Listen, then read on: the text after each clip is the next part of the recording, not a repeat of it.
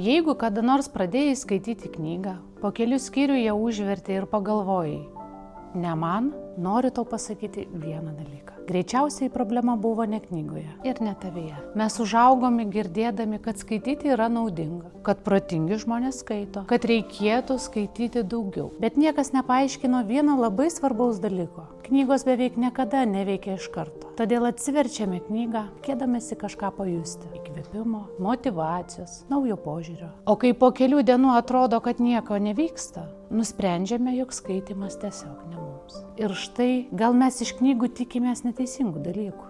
Nes knygos nėra sukurtos tam, kad pakeistų tavo gyvenimą per vieną vakarą. Jos veikia daug tyliau. Man jos primena sporto salę. Po pirmos treniruotės nepasikeičia nei kūnas, nei vaizdas veidrodėje. Bet jeigu nenustoji eiti, vieną dieną supranti, kad pasikeitė. Ne viena knyga greičiausiai nepakeis tavo gyvenimo, bet kiekviena paliks kažką mažo, vieną mintį, vieną klausimą, vieną idėją, vieną naują būdą pažvelgti į situaciją. Ir atrodo, kad tai labai mažai, kol vieną dieną nepastebi, jog ramiau reaguoji į dalykus, kurie anksčiau išmušdavo iš vėžių, kad lengviau priėmi sprendimus, kad tavo mintis tapo gilesnės. Ir tada supranti vieną dalyką. Keitėsi ne knygos, keitėsi tu. Man atrodo, todėl tiek daug žmonių nustoja skaityti per anksti. Mes ieškome greito rezultato ten, kur didžiausia vertė gimsta lėtai. O skaitimo dovana ateina ne tiems, kurie perskaito vieną įspūdingą knygą. Jie ateina tiems, kurie tiesiog nenustoja skaityti.